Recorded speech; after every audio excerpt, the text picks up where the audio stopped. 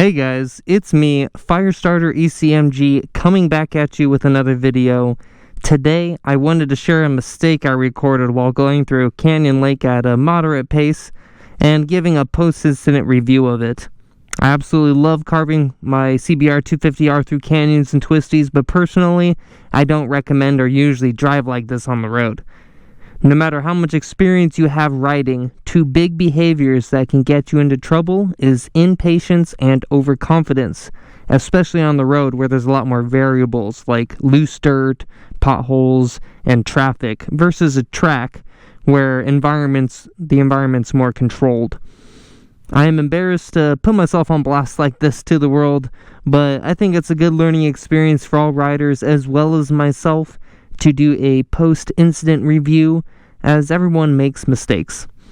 I think the biggest mistake we can make is not learning from our mistakes at all. If you thought the video was entertaining or you learned something, please consider giving a like and subscribing to the channel. Now let's get into the review. I thought I would give you a little pretext before the start of this clip. I was riding at a very good pace on this ride, and the Jeep in front of me stopped during this first turn harder than I expected and thought they should have, which honestly perturbed me a little bit. It doesn't normally happen, but on this day it got to me a little. The continuous slow pace and braking was getting me to a little after, but there were 4 cars in front of me with a lot of blind corners to do a pass even remotely safety, so I wasn't worried about it at the time. Here is where I started to take my pass. I felt I had a good view of both lanes of traffic. The blind corner here was what I was planning on keeping an eye on as I passed the other vehicles. The maneuver I planned to take in my head looked like this. I planned on passing all 4 vehicles and getting back to take the outside of my lane before the hairpin turn.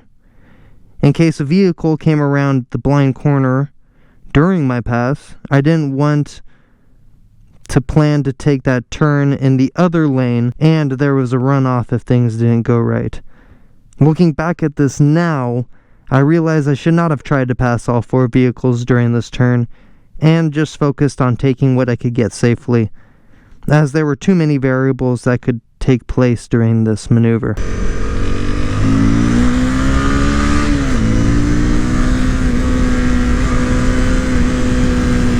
Okay, so I was not expecting this at all.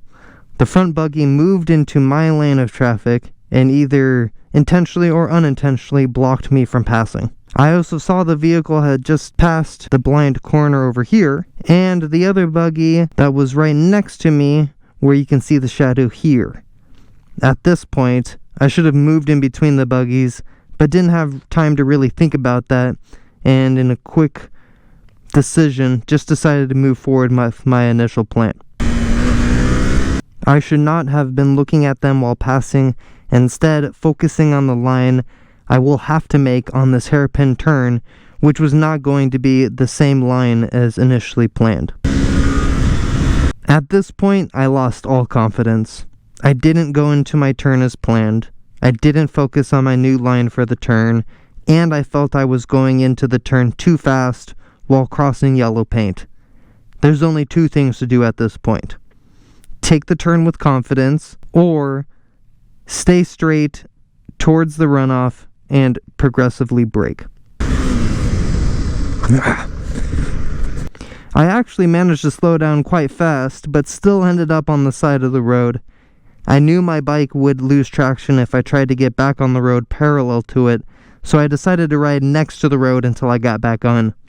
I was honestly just happy that I made it through the mistake without getting any injury, and that there wasn't any immediate drop-off after the road ended.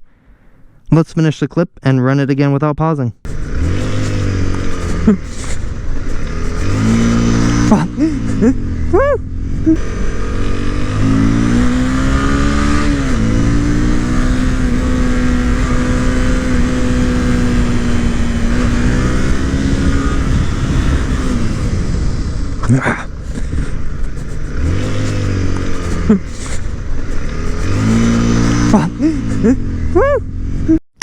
If you guys made it to this part of the video, I think you guys are real ones and really appreciate you.